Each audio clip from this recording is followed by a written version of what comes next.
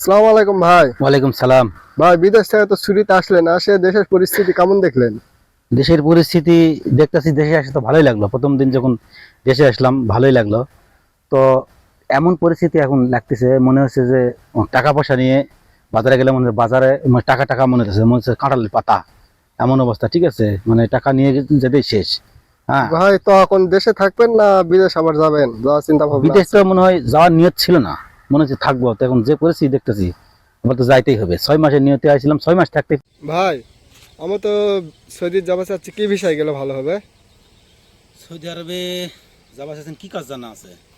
ভাই, এক খালি রঙের কাজ জানা আছে, আর হলো রাজমিস্ত্রি জানা আছে। সৌদি আরবে বর্তমান যেতে চাইলে বর্তমান তো কোম্পানি ভালো, কোম্পানি ভিসা বাংলাদেশের লোকজন পাইতেছে না। বাংলাদেশের লোকজন ভিসা বেশিরভাগ পাইতেছে হচ্ছে সাপ্লাইয়ের। ঠিক আছে, তো গেলে বর্তমানে একটা ফুড ডেলিভারি কাজের আছে। মোটরসাইকেল চালানো জানলে, ওই যায় লাইসেন্স করলে ফুড ডেলিভারি কাজে 3-4 হাজার রিয়াল ইনকাম করা যাবে পরিশ্রম করলে। ঠিক আছে, ডিউটি হ্যাঁ করলে আপনি মোটরসাইকেল নিয়ে 24 ঘন্টা ডিউটি করতে ভাই, পারবেন। মোটরসাইকেল তো আমি চালাইতে পারি, তো ফুড ডেলিভারি কাজে বেতন কিরকম, কাজ কি? ফুড ডেলিভারি কাজের সিস্টেম হচ্ছে দুই রকমের। এক হচ্ছে আপনি যদি কোম্পানি কফালা হয়ে যান, তাহলে সেই জায়গাতে আপনার বেতন হবে 3,000 টাকা ধরবে। ঠিক আছে, না কফালা হয়ে গেলে আপনার বেতন ধরবে 2,000। যেহেতু কি জন্য 2,000 ধরবে, সেখানে আপনার ঘর ভাড়া দিবে, আপনি থাকা দিবে, ইকামা দিবে, বছর বছর ছুটি দিবে, মানে কোম্পানির ভিতরে কফালা হয়ে গেলে।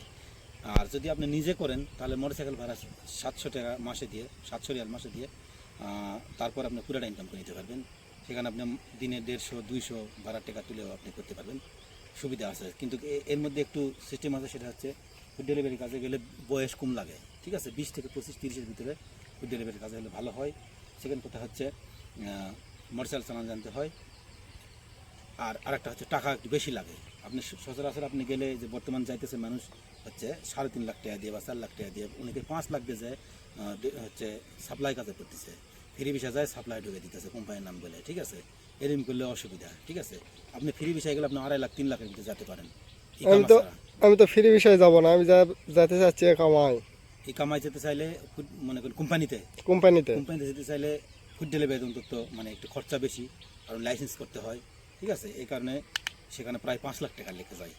আর আপনি এমনি গেলে কাজের নিশ্চিত থাকে না, সে জায়গায় আপনি সেক্ষেত্রেও মানুষ দেখেন 4 লাখ 5 লাখ টাকা নিতেছে। তবে এমনি গেলে আপনার 3 লাখ 3.5 লাখ টাকা দিয়ে হয়। ঠিক আছে, তো হ্যাঁ এভাবে যায় ইকামা পাইতেছে না। আপনি ইকামা ছাড়া যদি আপনি 3 লাখ 3.5 লাখ 4 লাখ টাকা দিয়ে যাওয়ার চেয়ে যদি আপনি ইকামা দিয়ে যদি আপনি 4 লাখ টাকা যান, তাও সুবিধা আছে।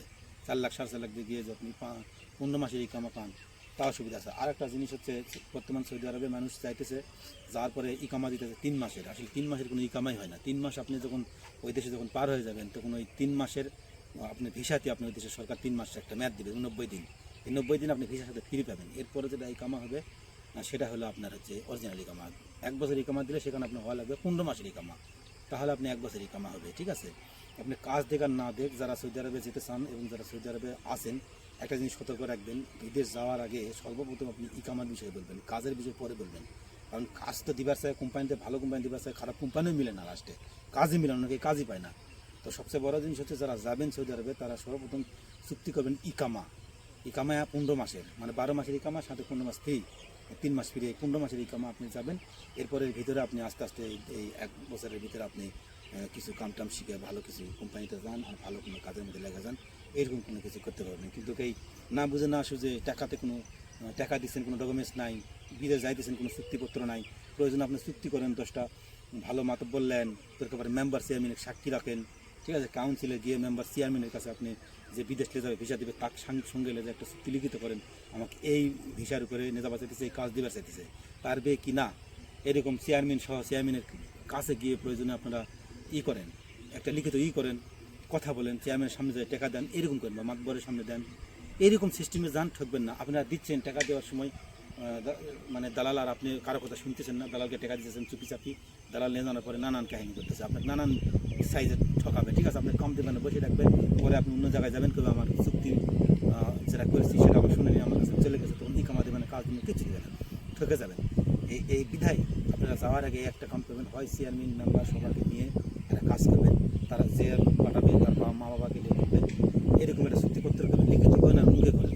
যদি আপনি এরকম একটা করেন, লিখিত ছাড়া কোনো দাম নেই, মানুষের কোনো কথার দাম যাওয়ার আগে অবশ্যই আপনারা মেম্বার অথবা চেয়ারম্যান বারবার আমি করতেছি এদেরকে নিয়ে একটা কথা বলবেন, সমস্যা নেই। আপনার এলাকার চেয়ারম্যান থাকলে অবশ্যই ই করবে, বিশেষ করে আপনারা নিজের এলাকার লোকের সাথে যাবেন, একই ইউনিয়নের একই চেয়ারম্যানের লোকের হাতে আপনারা বিদেশ যাবেন, তাতে কী করতে পারবেন, ধরতে পারবেন। অন্য জেলা বা অন্য থানার লোকের সাথে গেলে আপনি ধরতে পারবেন না, ঠিক আছে। আপনার ইউনিয়নের ভিতরে গেলে আপনি চেয়ারম্যানের সঙ্গে এই লোক বিদেশ টাকা চাইতেছে, এত টাকা চাইতেছে, এই কাজ হবে, চেয়ারম্যানকে সাক্ষী রেখে আপনারা যাবেন, মাতবরকে সাক্ষী রেখে আপনারা টাকা দেবেন, লিখিত চুক্তি করবেন, এখন টাকার কোনো দাম নেই, মানুষের নেই। দাম তো নাই বুঝলাম, কিন্তু আমি তো যাবার চাচ্ছি, আমি এক ইউনিয়নের আর নিয়ে যাবে আর এক ইউনিয়নের লোক, তাহলে কিভাবে যাবো? আর এক ইউনিয়নে এটা সমস্যা, ঠিক আছে। কি জন্য আর এক ইউনিয়নে যায় ধরতে পারবেন না, তাহলে তার ইউনিয়নের চেয়ারম্যানকে বলতে হবে, আপনার ইউনিয়নের চেয়ারম্যানকে বলতে হবে, দুই জায়গা থেকে বলে টাকা পয়সা দেবেন। এটা আমি যেটা বলতেছি না, এরকম মানুষ কিন্তু করে না, কিন্তু এটা করতে হবে বর্তমান পরিস্থিতির জন্য। এটা না করলে বুদ্ধি নাই, কারণ বর্তমান পরিস্থিতি খারাপ, মানুষ হয়ে গেছে সিটার বাটপার বেশি, ঠিক আছে। হ্যাঁ, এই হচ্ছে পরিস্থিতি। আর কি বলবো এখন, আপনার কিছু বলা থাকলে বলেন।